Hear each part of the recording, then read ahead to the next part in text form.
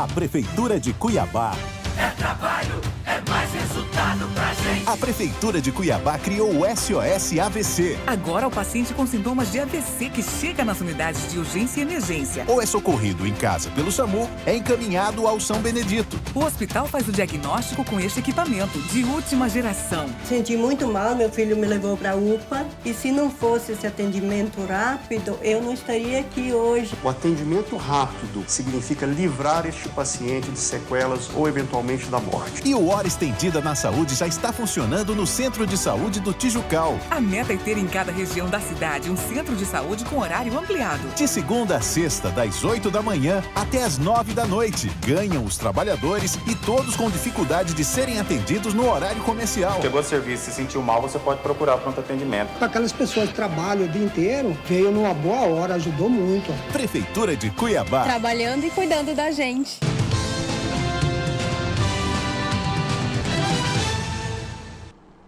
Olá, hoje a nossa convidada aqui nos estúdios do RDTV é a deputada estadual Janaína Riva, do MDB, é vice-presidente da Assembleia Legislativa e está no exercício da presidência. Nós vamos conversar diversos assuntos com ela, já que há bastante tempo não a recebemos. Muito obrigada por ter aceito o nosso convite. A gente sabe que a sua agenda é bastante atribulada, deputada. Eu que agradeço. Bom, você sabe também, é mulher, né? A gente poder acumular tantas funções assim. E ainda ter que cuidar dos filhos, e do marido, e da casa, e do trabalho, enfim. A agenda fica um pouquinho mais atribulada do que a dos colegas. Né? Bom, vamos já iniciar então com uma questão factual, que essa semana você vai participar, né, de um evento sobre o protagonismo feminino na política. Então estão convidadas aqui para Cuiabá, para esse evento dia 31, a ex-deputada Manuela Dávila, Benedita da Silva, Rosa Neide, a Dríade Aguiar, do Mídia Ninja, e a deputada Janaína. Como é que está a expectativa para esse evento? Qual vai ser o seu posicionamento lá? Olha, primeiro eu faço questão de sempre participar de eventos como esse, porque eu acho que é uma obrigação, enquanto única mulher lá na Assembleia Legislativa, de dar a minha contribuição também, no sentido da gente avançar um pouquinho mais na participação feminina na política. Eu sinto a falta disso, uma falta real, no meu trabalho, no exercício do mandato. Eu sei o quanto essa sensibilidade da mulher ela faz falta lá na Assembleia para temas que eles têm relevância para toda a sociedade.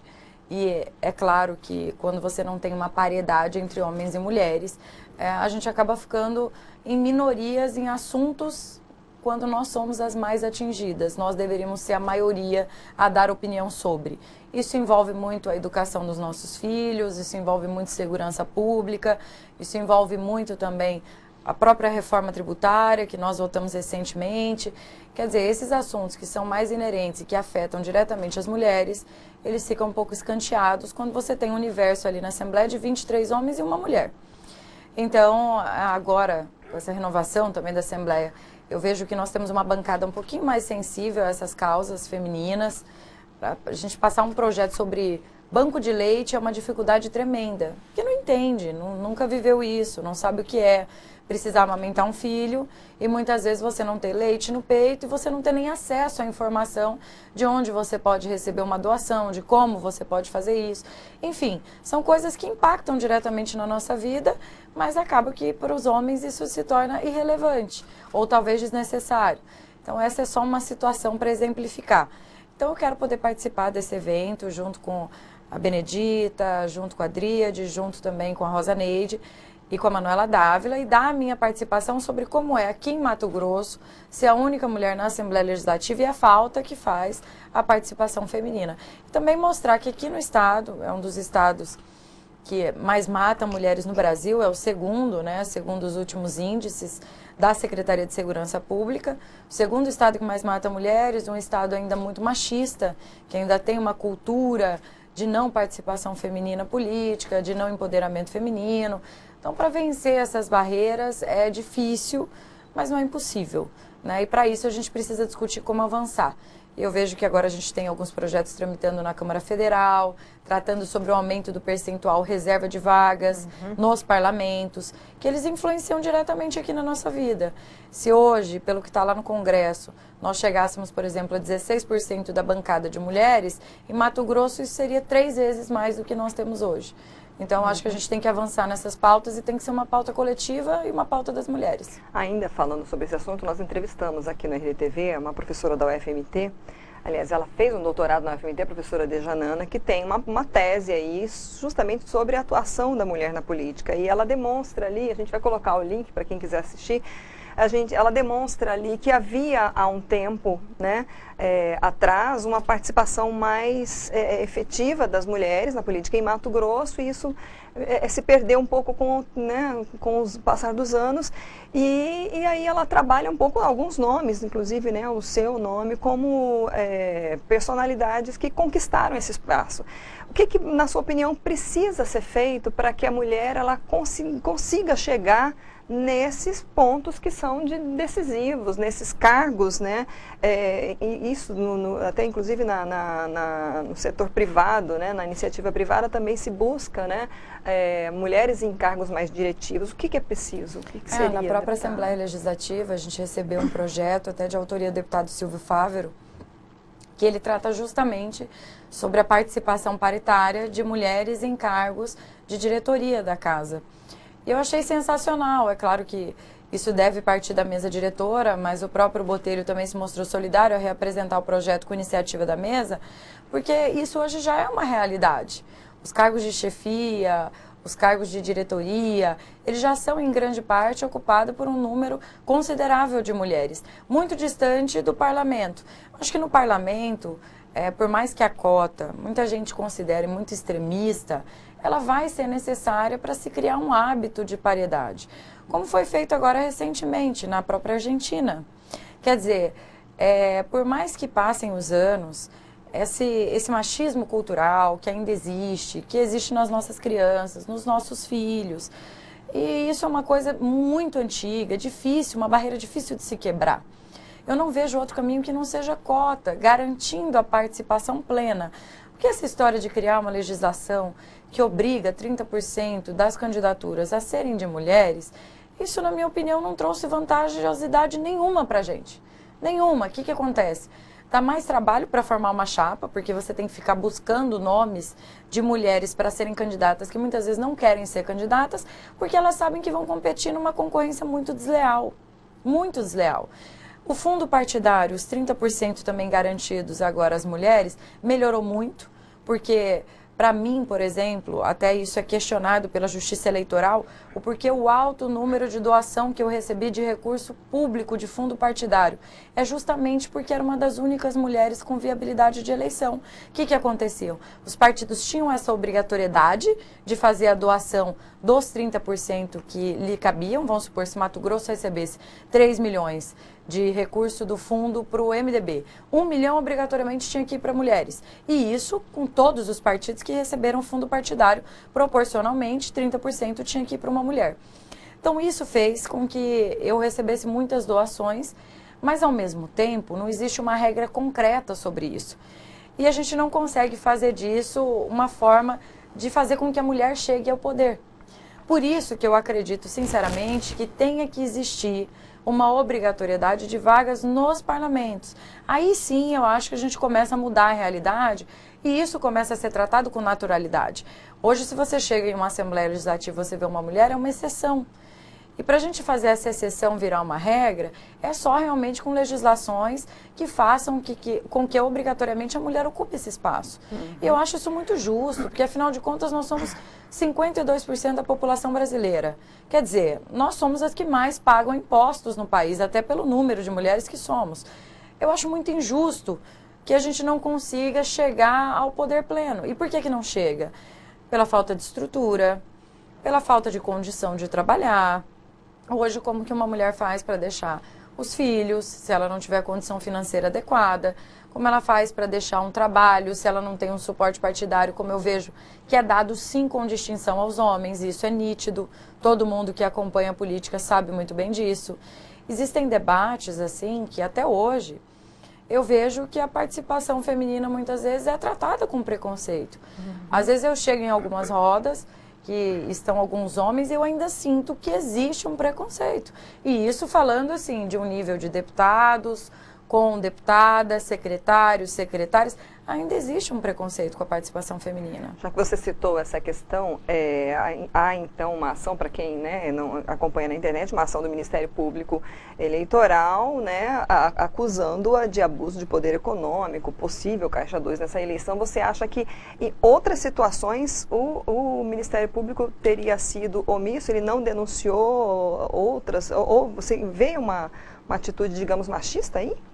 Olha, é porque a comparação que eu faço sempre com as pessoas, e que isso todo mundo enxerga a realidade do que eu estou dizendo, é que houveram várias campanhas muito maiores do que a minha, a olhos nus. As pessoas viam que eram muito maiores. Isso eu digo de estrutura, tanto de equipe, quanto de visual. Quer dizer, você via que tinham várias campanhas maiores que a minha campanha. Por que chamou tanto a atenção? Acho que um pouquinho ainda por herança do sobrenome do meu pai, que ainda é um sobrenome que as pessoas ainda têm como quem tinha muito poder, quem abusava desse poder, ainda alguns têm essa visão. Acho que um pouquinho também por conta disso. Não acho que tanto por ser mulher, mas eu acho que essa questão do fundo, principalmente, que talvez tenha faltado uma sensibilidade em enxergar, que se eu pudesse ter gasto 2 milhões, eu receberia 2 milhões de fundo, porque, gente, não tem mulher para ser candidata. Não tem mulher com candidatura real, com possibilidade de chegar no mandato. Então, isso aconteceu, eu estava numa coligação que tinham mais de 10 partidos, todos os partidos, se pudessem, teriam me doado o recurso do fundo partidário, porque não tinham mais mulheres. Então, não era porque era eu, mas porque eu era a única ali numa posição de chegar à Assembleia Legislativa que podia carregar as candidaturas, tanto do governador como do senador, da majoritária. Então, é claro, isso é natural que eu recebesse mais doação do fundo. Mas porque a lei me garantiu isso, porque eu tenho certeza que se não tivesse essa garantia dos 30%, para serem repassados para as mulheres, eu teria sido tratado conforme também foram tratados meus colegas deputados e recebendo uma doação que foi de 200, 300 mil que cada um recebeu. Mas essa legislação, para ver que ela fez a diferença, só que ela fez a diferença, mas isso não faz com que estimulem outras candidaturas. Então beneficiou as mulheres que já estavam no poder, mas não beneficiou as que queriam chegar ao poder. Bom, então já que a gente está falando de eleições, a gente já vai partir aí para a questão de eleições municipais, né? Porque ano que vem já está aí, já há toda uma movimentação política entre os partidos. O seu partido, a tendência é apoiar a reeleição de Emanuel Pinheiro? Como é que é o seu posicionamento quanto a essa questão de eleições municipais? Claro, porque isso é muito natural, né? O Emanuel foi eleito pelo MDB, nós somos no mesmo partido.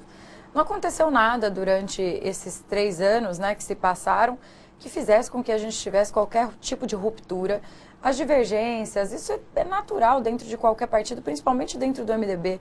Eu brinco no partido, eu falo, olha, eu nunca vi um partido para ter tanta diferença, sabe, dentro de um mesmo núcleo. Tem muitas diferenças, até porque cada um tem um perfil, tem um jeito de ser. E talvez o diferencial do partido é respeitar isso. O Emanuel nunca tinha sido gestor, foi a primeira experiência. E eu acho que tem mostrado e tem feito um bom trabalho. Pelo menos todo mundo que vem aqui para Cuiabá fala o quanto a cidade está bonita, o quanto já mudou muito, não só visualmente falando, mas o próprio atendimento da saúde. Enfim, eu vejo que a prefeitura melhorou e precisa continuar melhorando, e eu acho que o Emanuel tem essa disposição. Tem que terminar o mandato bem, e ele tem a noção disso, e não tem sido fácil, porque a arrecadação a gente sabe que principalmente de ICMS, de FPM, isso vem reduzindo. Então, a Cuiabá hoje é uma cidade, é uma capital de verdade. Já hoje nós temos grandes centros aqui dentro de Cuiabá, políticos, empresariais. Enfim, eu acho que merece um gestor do nível que é o Emanuel. Então não tem por que o partido não estar com o Emanuel. Isso nunca foi cogitado dentro do partido. Tem muita criação, muita invenção de moda. Porque fulano pode ser candidato, ciclano pode ser candidato. E eu sempre disse isso, mesmo quando colocaram que eu poderia ser candidato, que isso seria numa eventual hipótese, se o Emanuel não fosse candidato, se a gente conseguisse fazer um bloco unido ali, mas não para ir para rachado, poder por poder, de briga a qualquer custo, porque eu acho que nem Cuiabá merece passar por isso e nenhuma cidade merece voltar naqueles tempos que as brigas assim políticas eram tão homéricas.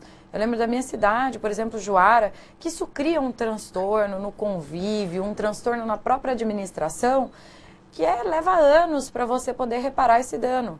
Então não tem por que acontecer isso, principalmente dentro do MDB. Acho que hoje, tanto é que o Emanuel ficou no partido, mostrando para todo mundo que ele tem confiança no partido. Acho que não tem essa preocupação mais. Mas é um partido onde tem que se respeitar as diferenças, né? Como cada um pensa e a forma como cada um pensa. Mas há um projeto seu ou um sonho de um dia vir a ser prefeita de Cuiabá? Olha, hoje é a cidade onde eu vivo, né? Eu cresci aqui desde os 6 anos de idade. Eu gostaria de ter a experiência de ser uma gestora municipal um dia. Mas ainda não coloco isso enquanto um plano rápido, um plano a curto prazo, vamos dizer assim, para a minha carreira política. Isso poderia acontecer? Poderia, mas não estaria dentro dos meus planos, porque eu vejo que hoje em âmbito estadual, que é uma coisa que eu tenho extremo prazer ainda em fazer, de ter esse contato com o vereador, de um final de semana estar no Vale do Arinos, outro no Vale do Araguaia. Eu gosto de fazer isso ainda e estou muito jovem, então quero aproveitar enquanto estou jovem e disposta a fazer isso, porque não é fácil, sabe? Assim, você fazer uma eleição, por exemplo, como eu fiz, e você fazer votos em 141 municípios, eu tive que passar por pelo menos 80 deles. Então é cansativo ao extremo. E você tem que ter essa habilidade de ter uma pessoa em cada lugar e ter um norte em cada um e lidar com as situações daquele município.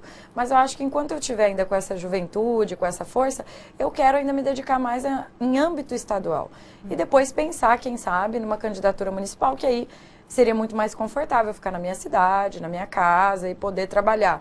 Mas ainda não é algo que eu coloco assim nos meus planos a curto prazo.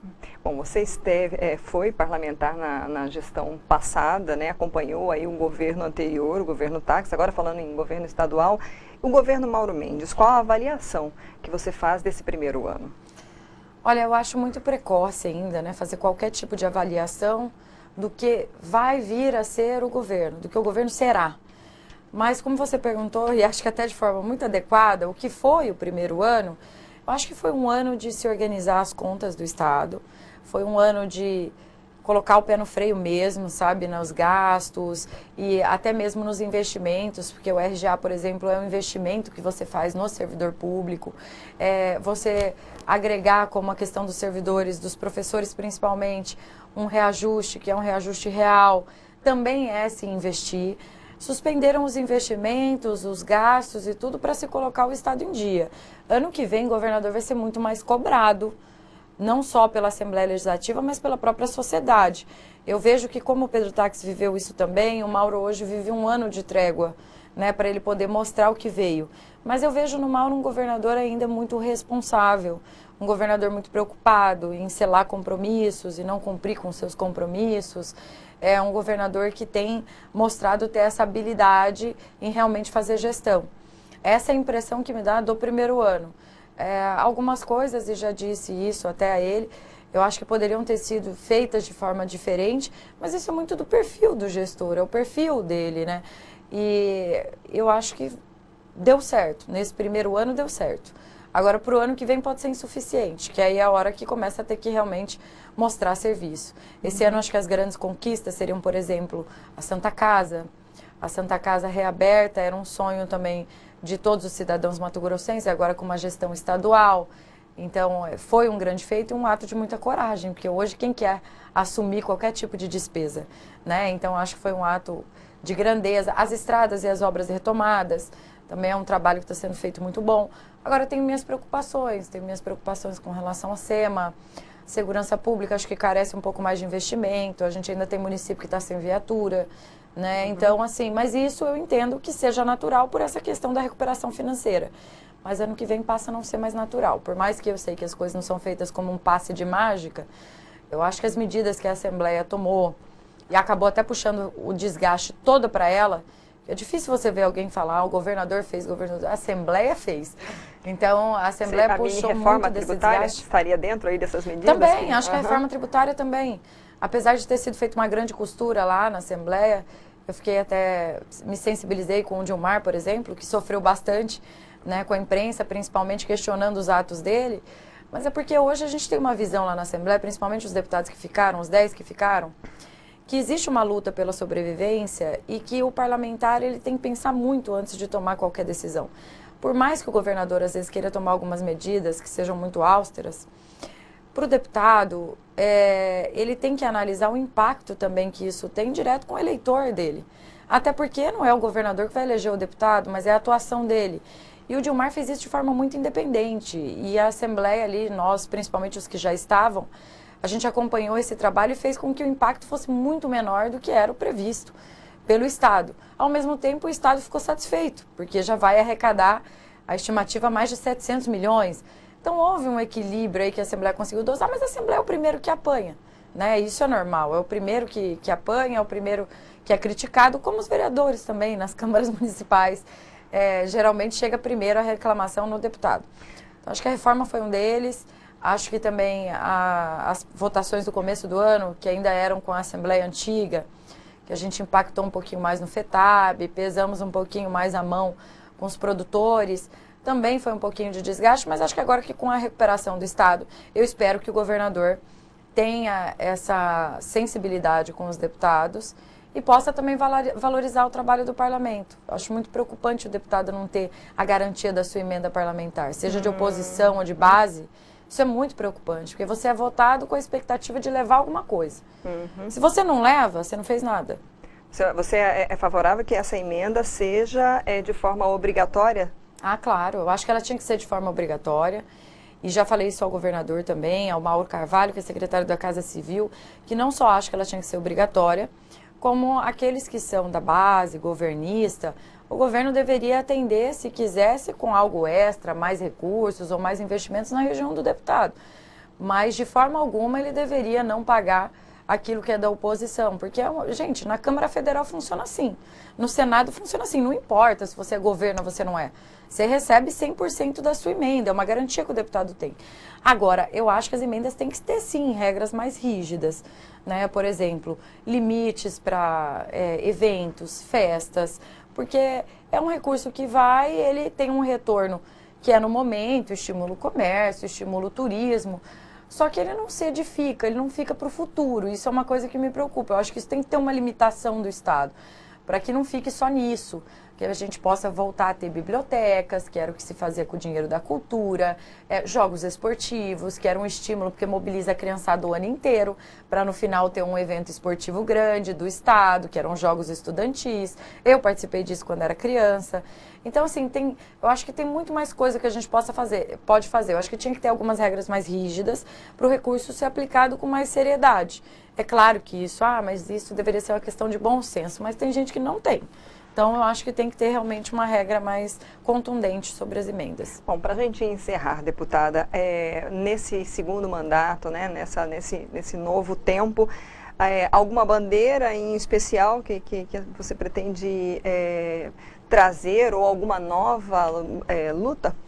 Olha, eu acho que hoje, principalmente, o reforço dos municípios. Eu acho que mais do que nunca a gente tem que voltar a falar sobre o municipalismo, porque uma coisa que eu tive enquanto experiência agora desses 5 anos como deputada estadual foi que o recurso rende muito mais se ele está no município. E a gente ainda cria muitas barreiras para isso. Eu acho que tem muita parceria que o governo vai ter que fazer com as prefeituras. Não pode demorar tanto para você ter uma licença ambiental. Às vezes, para você explorar até um comércio, você precisa de uma licença. E não existe uma parceria prefeitura, governo do estado, para que isso seja feito de forma mais rápida.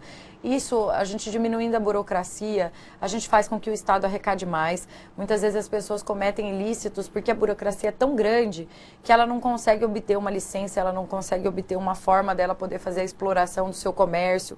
E aí começa a trabalhar de forma ilegal. Eu acho que o Estado tem que atrapalhar menos e deixar o município fluir mais. O Estado tem que ser realmente muito mais enxuto. Hoje o que nós temos, que deveria ser arrecadador e que é arrecadador, mas não o suficiente, o Detran, por exemplo, o Estado tinha que focar em ter um Detran muito mais equipado, aparelhado, mais moderno, para você poder pegar seu celular, você pagar a conta do seu celular, não ter que pegar uma fila quilométrica, facilitar a vida do cidadão.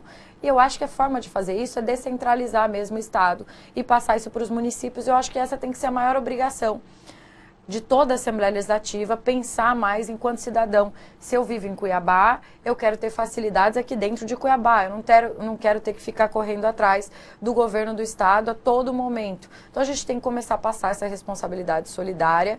FETAB, por exemplo, é um exemplo do que dá certo. Quando questionaram a passagem do FETAB, o recurso do FETAB, de um percentual que era 50%, acabou virando, se eu não me engano, 20% ou 30% para os municípios, já fez a diferença lá na ponta, porque o cidadão cobra direto o prefeito. Antes tinha que vir aqui no Palácio, falar com o secretário de infraestrutura, para pedir um óleo diesel, para pedir... Vivia com aquela coisa de pires na mão. Então isso eu acho que é uma coisa que a gente tem que mudar. E assim a gente vai conseguir fazer com que os deputados tenham mais independência para trabalhar, votando naquilo que é bom e votando contra naquilo que é ruim. Isso você vai fazer com que não só você tenha uma assembleia de melhor qualidade, como também você tenha uma política que vai fluir melhor sem a dependência um do outro. Eu acho que essa dependência é que nos coloca ainda como uma sociedade, vamos dizer, carente politicamente. A dependência de precisar do alimento, de precisar da saúde, de precisar da educação, coloca ainda o eleitor numa posição de submisso ao governante. Então isso eu acho que é uma coisa que a gente precisa mudar. Ok, muito obrigada novamente. Eu que agradeço, quero agradecer ao RD News mais uma vez pelo espaço, ao Romilson, que é esse grande empreendedor, grande jornalista, que eu tenho grande admiração, a você, Elides, pela oportunidade de estar aqui. É sempre um prazer vir aqui, pena que a gente parece que voa o tempo aqui, sabe? Sim, mas numa próxima vez a gente conversa mais. Tá ótimo, obrigada. Nós conversamos com a deputada estadual Janaína Riva, do MDB. Essa entrevista, então, fica disponível no nosso canal do YouTube, nos sites RDTV e RD News. Você pode acessar, curtir e compartilhar também para os seus grupos. Obrigada pela audiência, até a próxima.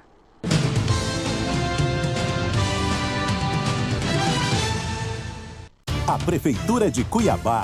É trabalho, é mais resultado pra gente. É mais trabalho na humanização e na inclusão social em Cuiabá. A Prefeitura criou o Qualifica Cuiabá 300 em parceria com o Senai e o Qualifica Cuiabá 300 Mulher com o Senac. Este ano tem 3.000 vagas para cursos de capacitação profissional em áreas como construção civil, tecnologia da informação e alimentação. Nova renda, novas oportunidades, trabalhar para mim mesmo e ajudar a minha família em casa. Eu estou muito feliz com isso. Casamento social.